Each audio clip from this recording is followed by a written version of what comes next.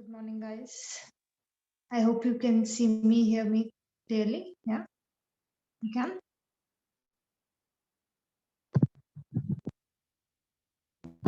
Can you guys see me, hear me? You can just give a thumbs up if you can. Hello,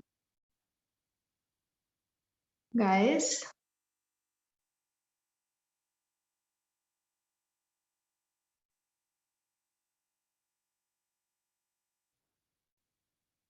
You can see me and hear me. Yeah.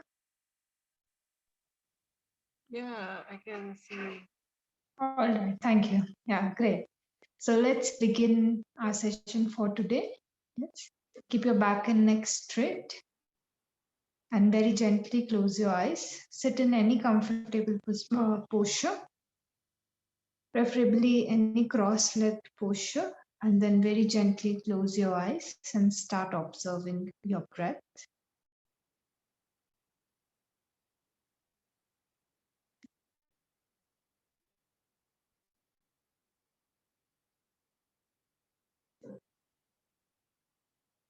Watch the natural flow of your breathing as you inhale and exhale.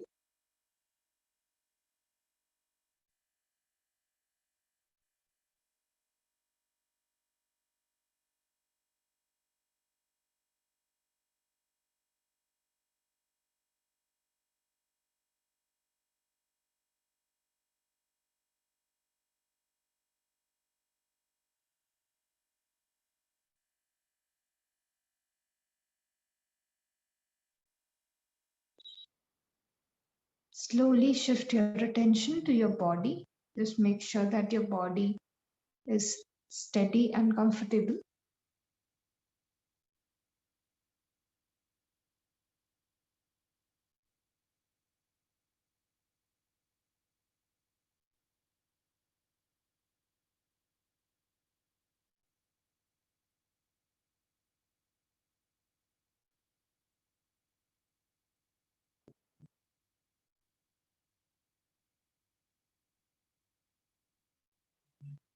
Slowly come back to the breathing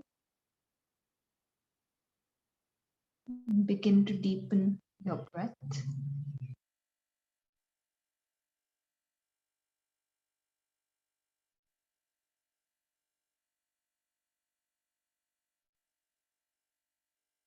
Slow, long, and deep inhalations.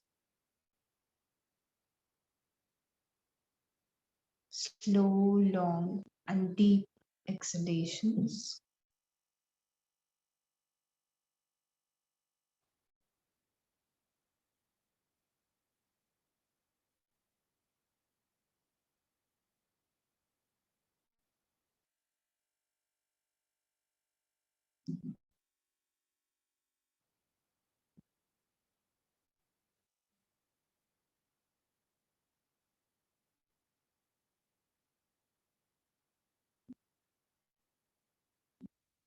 Relax your mind and prepare the mind for chanting Om 3 times, followed by 3 Shantis. Inhale deeply for Om.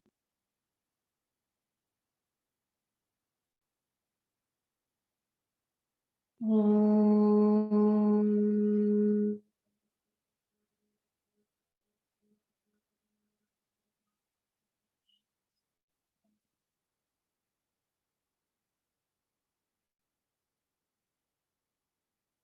Om.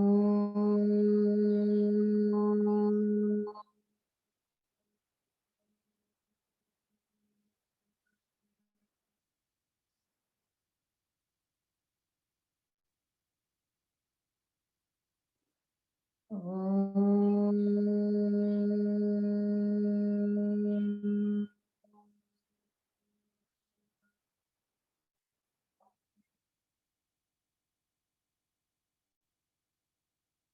Shanti.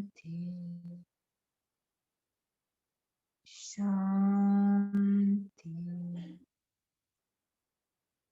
Shanti.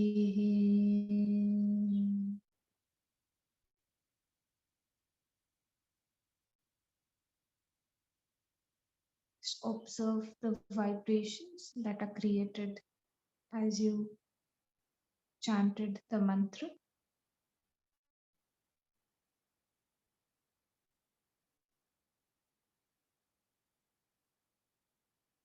Join your palms together and begin to rub your palms together.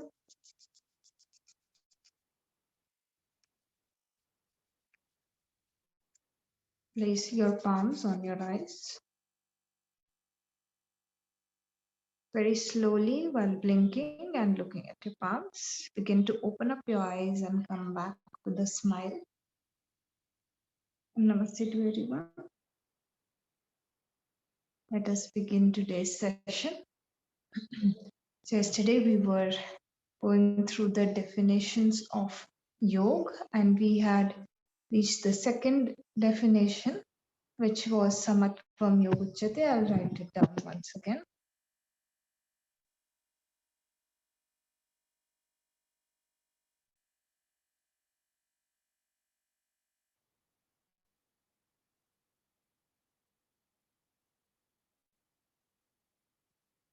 Right. 2.48. So Bhagavad Gita. This is the text in which this definition is given.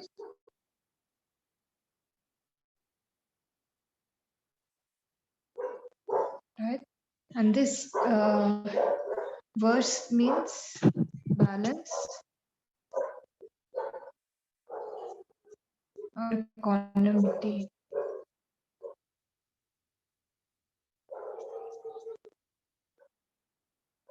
Is yoga, right? So balance or equanimity is yoga, right? So now whenever you hear of some yogi or somebody who's practicing yoga, you have this misconception, no, that they left everything behind and it's easier for them, right? Because they left the society behind, right? But that is a very advanced stage. Okay, it doesn't just happen that one day you have this realization and you leave the world, right? You build up your practice so much and make yourself so capable that you are ready for that thing. Okay, so yoga is required mostly by people in day-to-day life, right? It's not apart from your day-to-day life. It's not something extraordinary. It's very important to understand this thing, right? So the yogi leaves after attaining a certain level, right? Then they have to leave behind the society because the final point is achieved only in isolation. So then they go into isolation. But before that, all of your life is going to be about one thing only, and that is balance, right? If you go in extremes, right, you will see a lot of consequences that come in, right?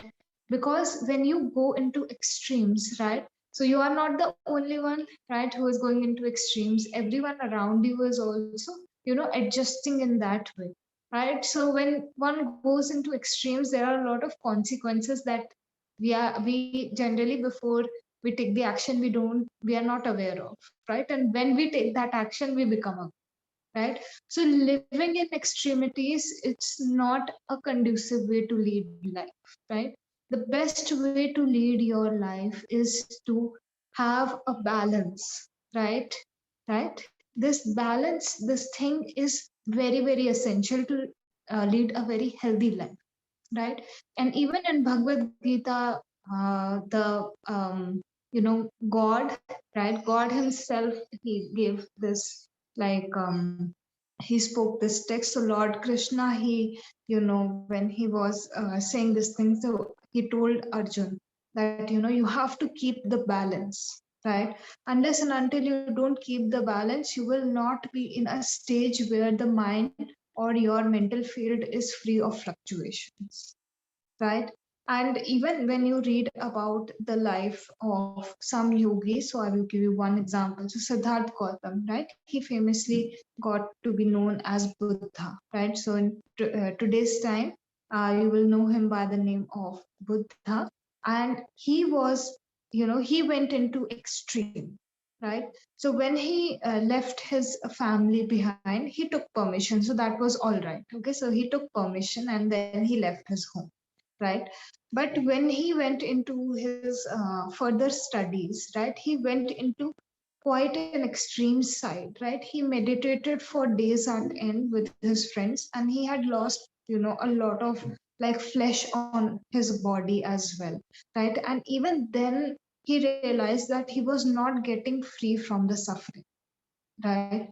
And that is when, he took a stand and he said that I will go and eat something, right? I will go eat something, prepare myself, and then I will go into the practice again, right? So he left the extreme path, right? So you will see, yogis, a lot of yogis, they starve themselves, right? So that doesn't free them from their suffering. My video is hanging, isn't it? Yeah, It's fine. It's fine. it's fine. Okay, great. Okay. So yeah, so a lot of people make this mistake, right, where they go into an extreme because they are doing yoga, they go into one extreme, right? And that is not the correct way of approaching things, right? All the yogis who go into extremes, or somebody who is around you and is trying to make spirituality a part of their life, they go into extremes, it's not going to help them, right? Because they will somewhere suppress themselves, right? So it's always good to get to know yourself, right? And see what balance you can maintain, right?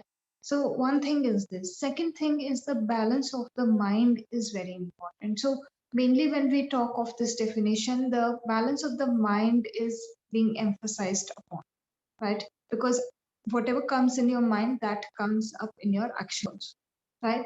So no matter what situation comes up in life, the mind needs to be balanced, right? So generally, something unfavorable happens, right? So we react, we feel very low, right? Or if something favorable happens, we become very, very happy, right? So we are also moving with the ups and the downs, right? So the mind is becoming unstable. Now, unstable is means wherever the direction is flowing, the mind is going up and down, right? It is constantly reacting to whatever is going outside, right? So you have to get the mind out of this reactive state, right? Where no matter what happens outside of you, you are able to maintain a balanced state of mind, right? This balanced state of mind will help you to navigate through life, right? If you are, moving, however your life is moving, right? So mind is constantly reacting to the external things only, right? So you will never really know, right, what the exact thing was, right?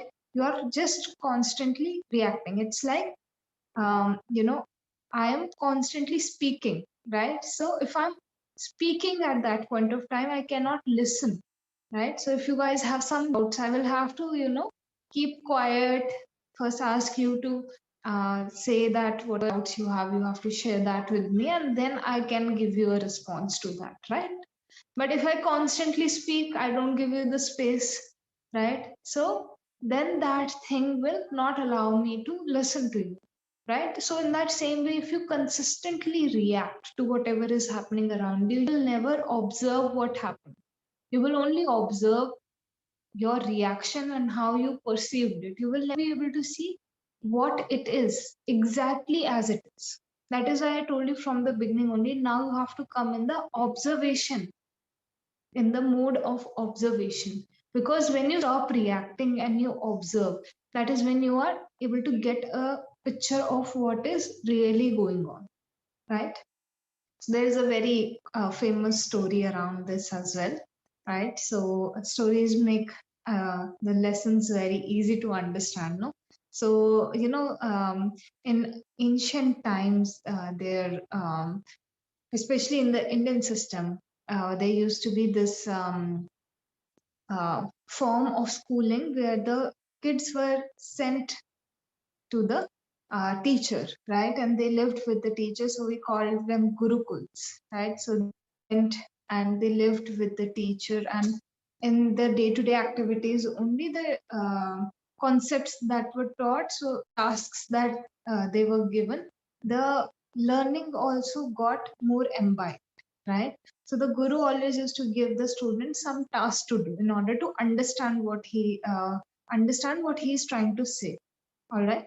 So same thing happened. So there was a Gurukul, right? And the students were there. So now there is one quality of a guru, right? So they will never point out the students who are doing something wrong. Okay. They will always get hold of their favorite student, right? And then they will, create a situation where the favorite student, through whatever is happening, right? The everybody else who is supposed to get the message, they get the message. Okay. So now the guru was teaching the same thing only, samatvam yogachala, right? So like I told you, balances yoga, right? So now he said that let's do something so that my students can understand this thing, right? So first he called his favorite student, right? And he sat with him and he told him that, all right, so now whatever I'm going to tell you to do for the next few days, you do those things. Okay, you follow them like I have given you the schedule, right? You have to do each and every task that I have given on this list. Okay, so each hour he was given a new task. Okay, so now the student was right, very good. He was very happy that the guru had given him the work, right? So he just took that list and he went away, right? Now the guru called the rest of the students, right? And he said that, okay, now you guys come. So now I have given him this task. Okay, so every hour he has a new task to do. Now your work is that whenever he goes and does something, so 1 hour you will appreciate him for whatever he has done, right? And on the next hour, whatever he does, no matter how he does it, you have to criticize him. Okay. So now everybody was all set, all the instructions were given, right? And then the next day came, and the favorite student, he started doing everything, right? And all the other students followed what the guru had said. So for first task that he did, maybe he cleaned the room, right, where the class was going to take place. So everybody, they entered before the teacher did. So everybody came in and they appreciated him so much. They were just like, oh, everything is so clean, so neat, right? Everything is set properly, right?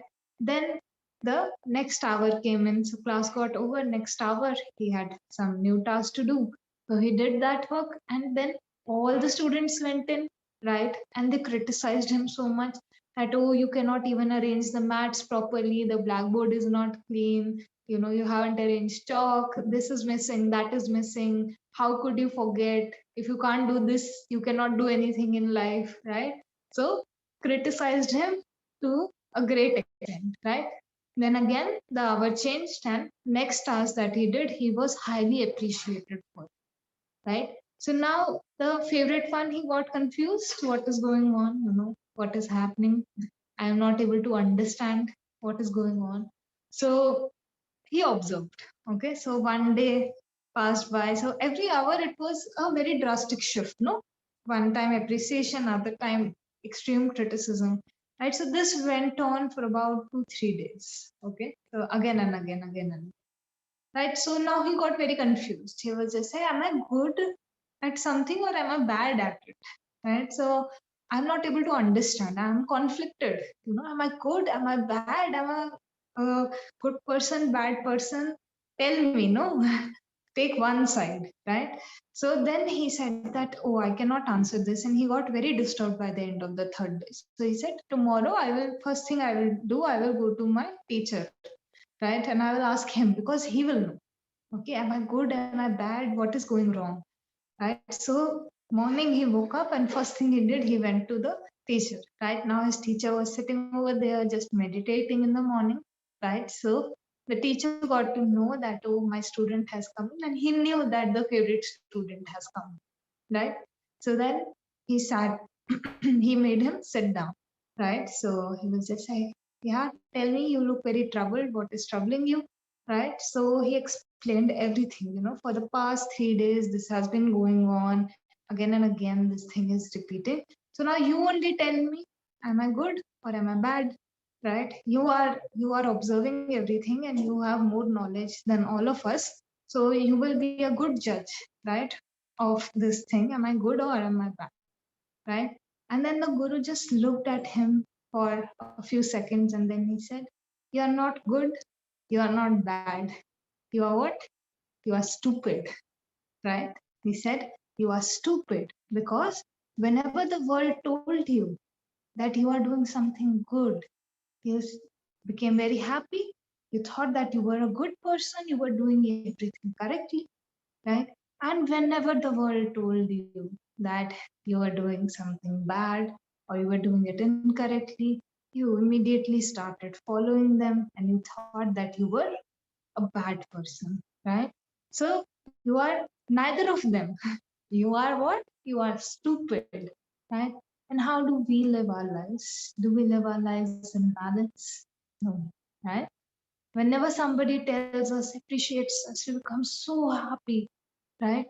And we react to that thing, right? And our day goes so well. Somebody appreciates you in the morning, your day is all set, but then again, if somebody, criticizes you in the morning, your entire day, it is spoiled, right?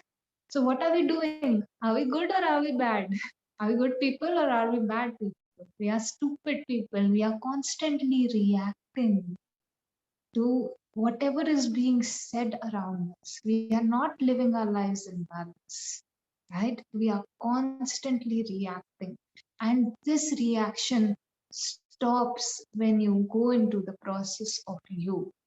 This balance starts coming in, right? Earlier, and it won't come very immediately, like one day you understand, you hear the story and you understand little by little.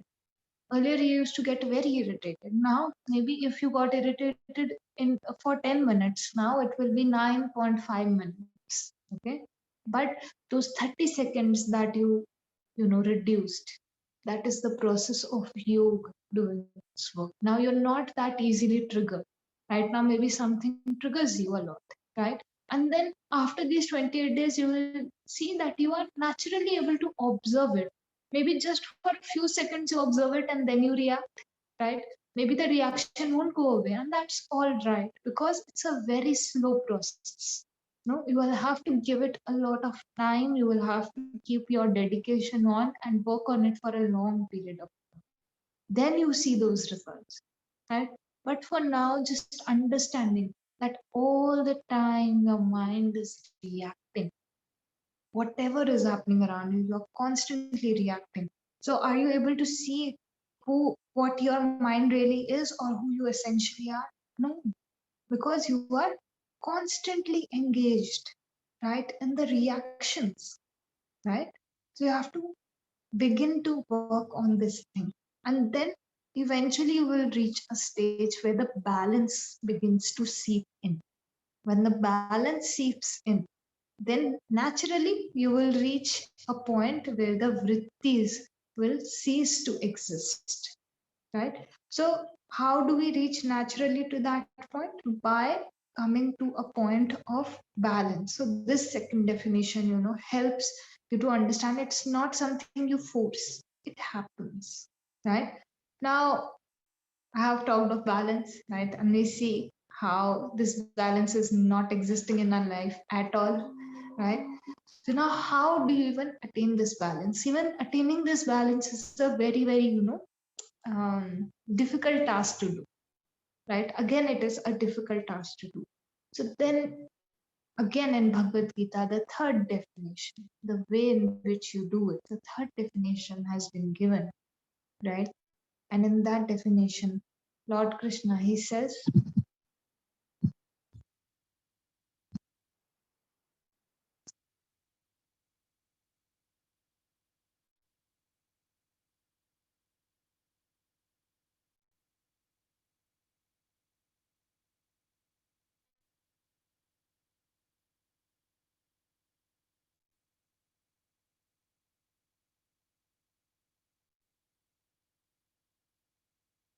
All right. So he says yoga karmasu kaushalam. All right.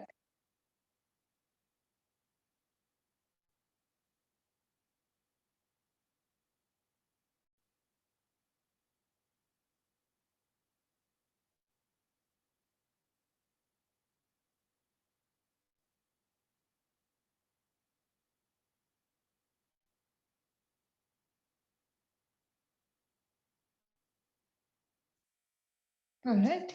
Yoga karmasu kaushalam. This is your third definition.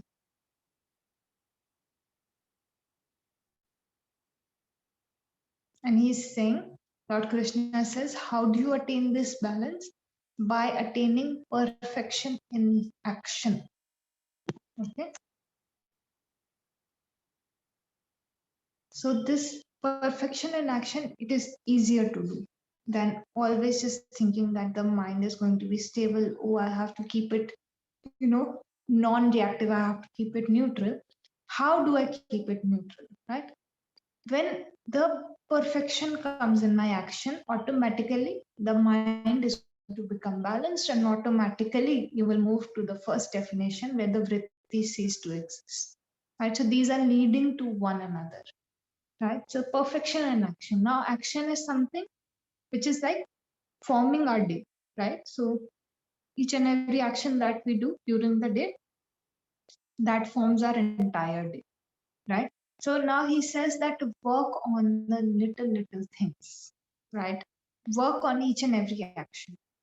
And in Bhagavad Gita, Krishna ji has made this thing very clear that you cannot escape action. So now you will hear a lot of people say that, the yogi, they go in isolation, they don't have to do any action. No. If we are existing without action, it means that we cannot exist. So in Bhagavad Gita, this thing has been made clear that action takes place at every point of time till the point you are alive. Okay. And it is this action, in fact, the quality of the action you have to change, right? So now I told you guys, right? Action will remain same, but your intention will start changing, right? So first thing, perfection in action is possible. Okay. So, we live in a world where we are told to believe, told or they make us believe that, we cannot be perfect, right? But the perfection or the skillfulness is possible. It will require a lot of practice, a lot of time, but you will be able to achieve it, right? So this perfection in each and every action, when you put this thing in, right? Then each and every action forms your entire day. Each and every day forms your entire week, then month, and in this way it will form your entire life, right? So you don't have to go and do the big changes. You have to do the little changes. You have to make these little changes so that the entire direction of your life it changes. And not only in your action, whatever you are doing, even on the mind level, the action is going on at all times. There is some action that is going on in the mind. Right now you say, when I go to sleep, what action am I doing? Mind is, there is action in the mind also. So when he says perfection in action, he means action on the physical level, speech level, and the mind level, right? So now this perfection has a few qualities, so I will just list those down for you.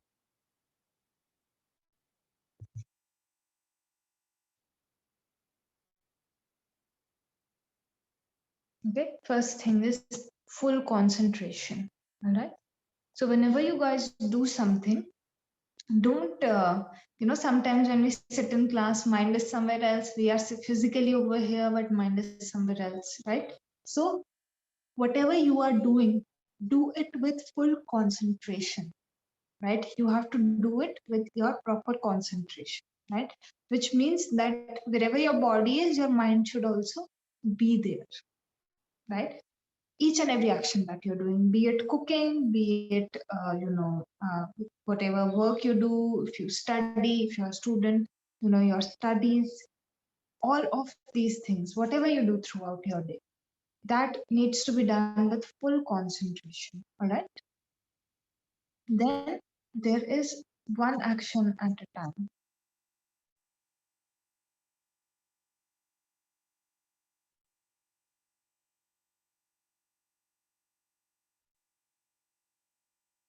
All right. So this full concentration, when you see you are fully concentrated, this is just a consequence of that. Yeah, this is nothing separate. If you do one thing at a time, sorry, if you're fully concentrated, you will only be able to do one thing at one time. You won't be able to multitask, right? And in general, also, we cannot multitask. So even science has proven this thing that the human mind is incapable of multitasking.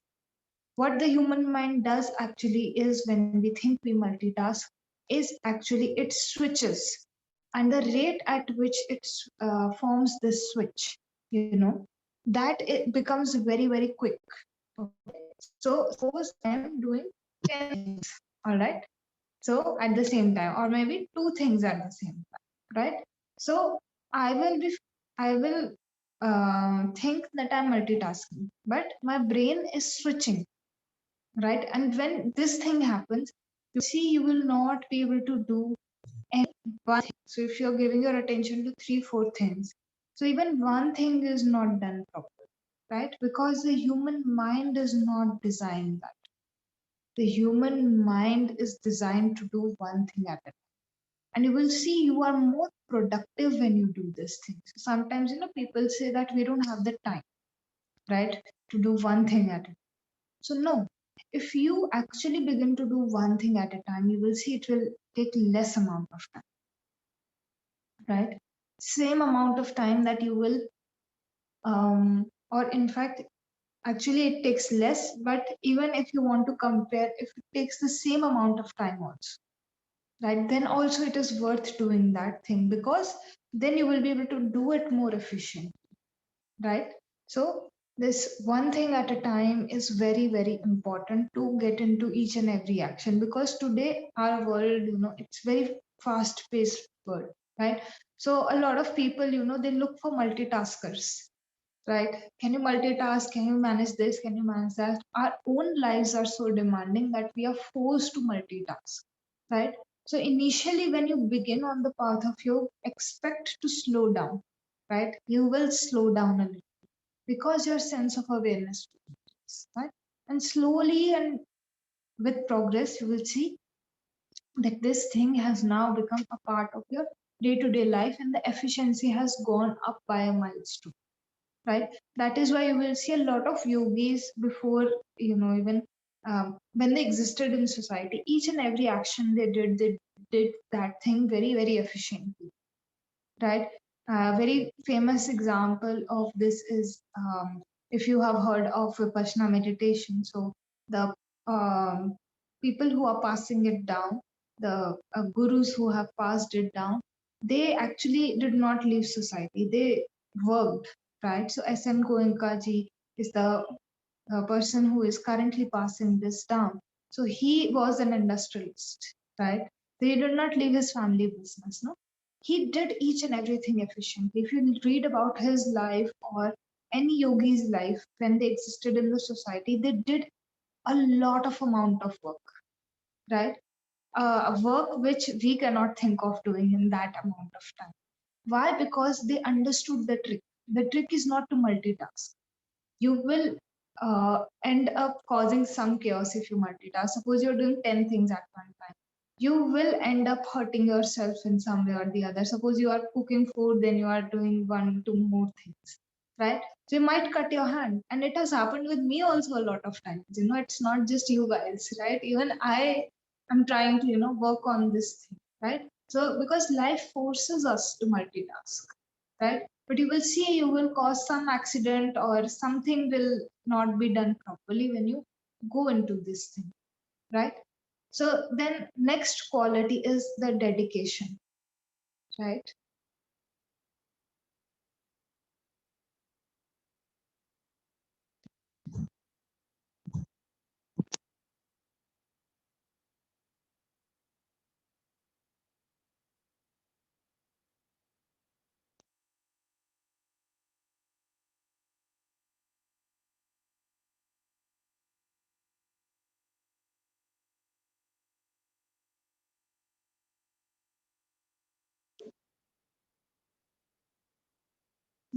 So now when you do something, no, so a lot of times, you don't want to do that thing. So the dedication doesn't come in. But you have to eventually see the work as a responsibility. All right. You have to do certain things in life, even if you don't want to do them, right? We all have those things in our lives which we don't want to do, we don't want to engage in, but still we have to do them, right? So when this situation comes up, either leave that thing. All right, so I'll give you two solutions, right, to this thing. Either you can choose to leave that thing behind completely, right? So sometimes, you would have heard a lot of people, they leave their jobs, they leave something or the other behind, right? So you have to make a choice. You can't stay in between, right? Because staying in that transition, or where you are not going towards one side, making one decision, it's only going to trouble you and your mental peace, right? So either you leave that thing completely, abandon it, all right? And if you think that is not possible at all, right, then what you do is you do it as a responsibility, one thing. So responsibility helps you to become more detached, right? So it's not as a burden that I'm saying responsibility. It is your duty to do certain things, right? So you start accepting this thing, and then you do the task, right, with this quality, with dedication. So then you begin to add the dedication, right? Because suppose you don't enjoy something, right? But when you see that even for a few moments, if you convince your mind that I'm going to do this with dedication, you start, engaging more and feel better while you are doing that thing, right? Now all of us don't have the luxury of just taking certain decisions in our lives, right? So sometimes people have to stick to their jobs or stick to certain things in life. So how can you improve the quality of that thing? You can do it with dedication, right? This is the only way, because anyway you have to do. You can do it crying, or you can do it with dedication. If you do it with dedication, your efficiency will increase again, and the time you have to give to it will reduce. All right, so this can be a plus point for you, that at least the time that you're given to that thing, it reduces, right? And that will only happen when the efficiency increases. So if you do something with dedication, no, you will see this change coming. And the person who is practicing this perfection, who wants to reach this perfection, doesn't consider, again, doesn't consider a task to be good or bad, or it's my level of work or not my level of, right? They are given some work and they do it regardless, right? Because they are supposed to. So this sense of duty, not as a burden, but actually seeing your contribution towards that thing, this term duty, helps you to gain a better understanding of your own addition, right?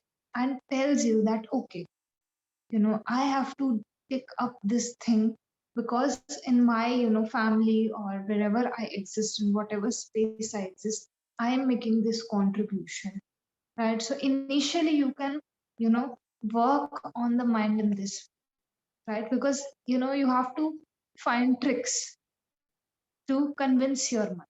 Initially it will be hard. So these are tricks that I'm telling you, because however you train your mind, it will begin to follow you. You will see this, right? And the last thing is the suspension of results, right?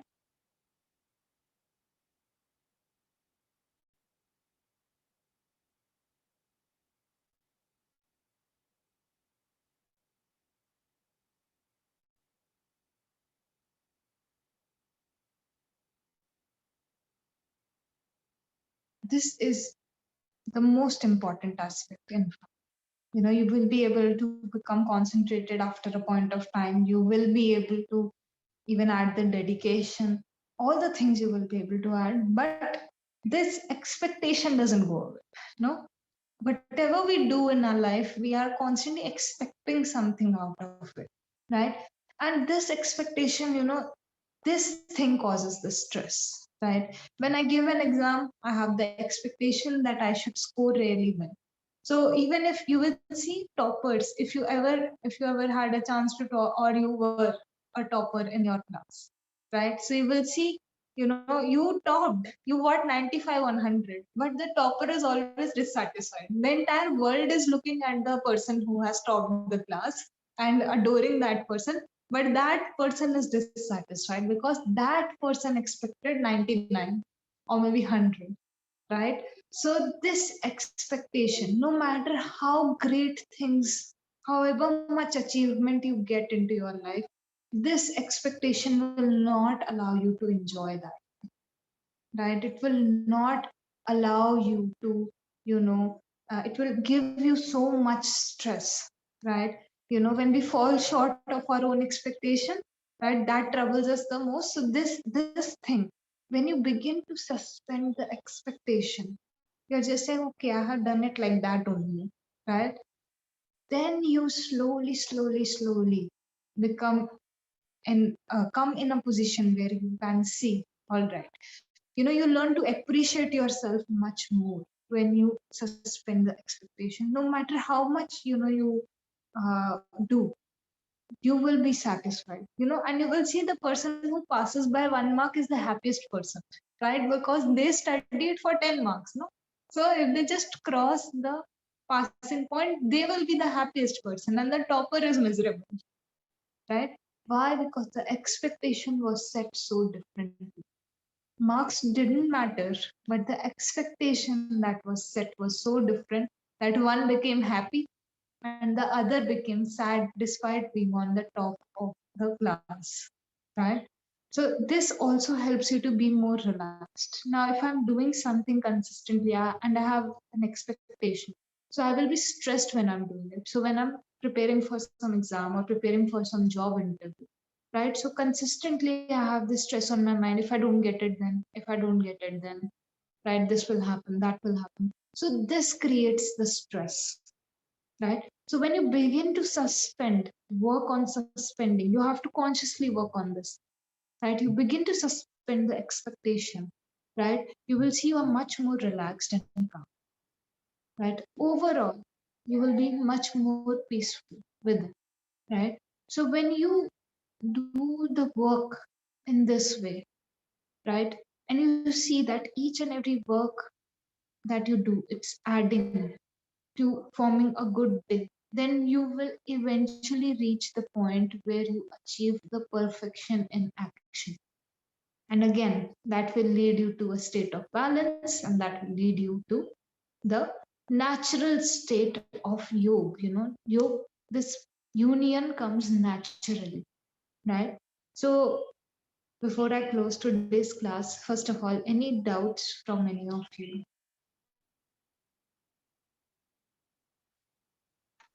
Ma'am, I wanted to know that, whenever I'm doing my revision, these names tends to be a little difficult. Is there any way that I can, learn it quickly? I mean, how did you, memorize these names? Because it Uh, becomes too much and then I get confused.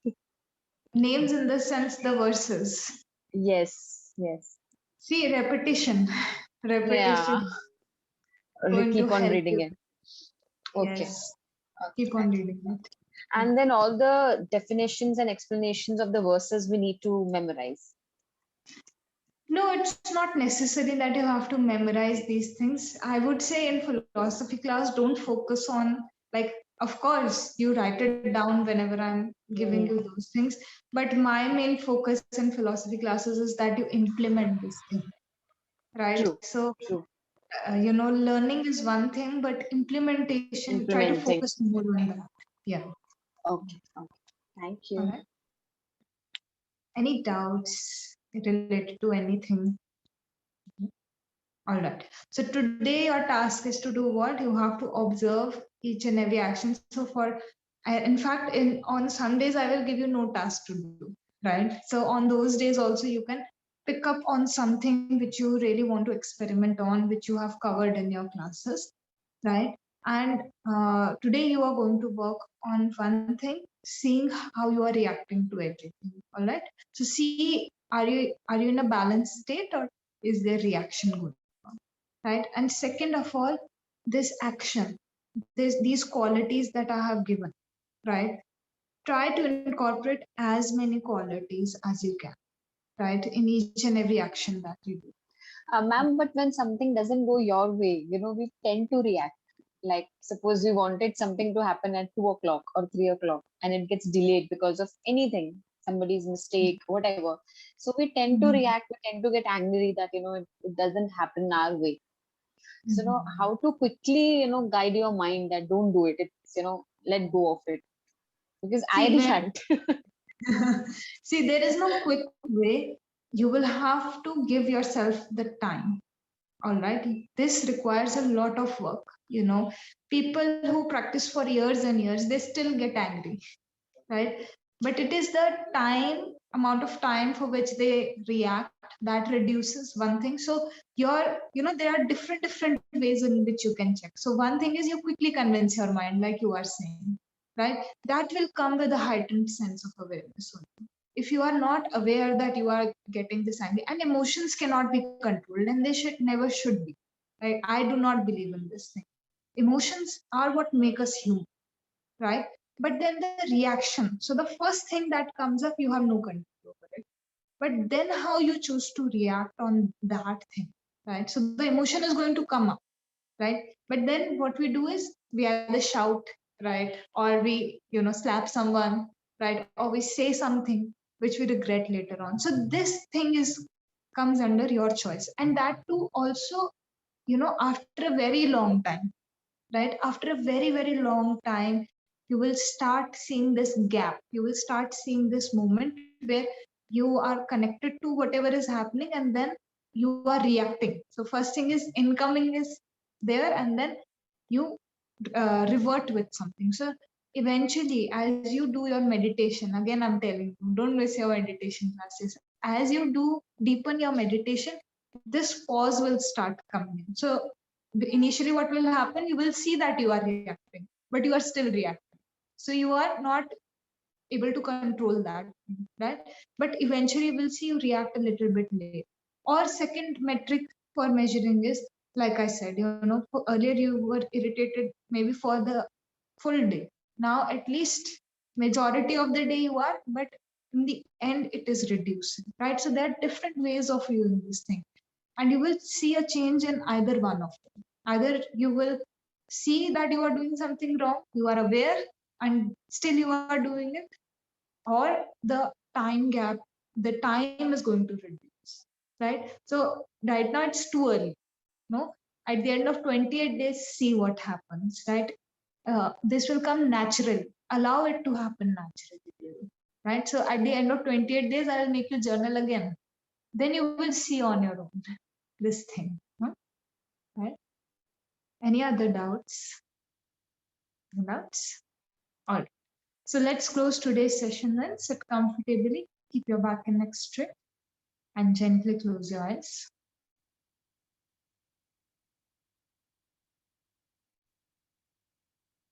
We will chant Om one time, followed by 3 Shantis. Inhale deeply for Om. Om.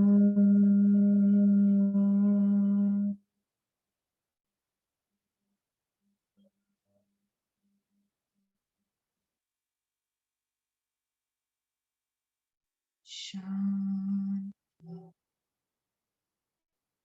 Shanti. Shanti.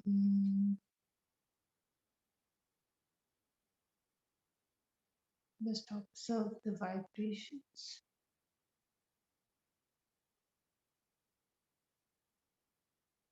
Join your palms together and we'll begin our day with a sense of gratitude.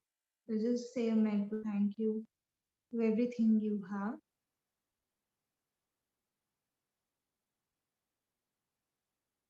Begin to rub your palms together.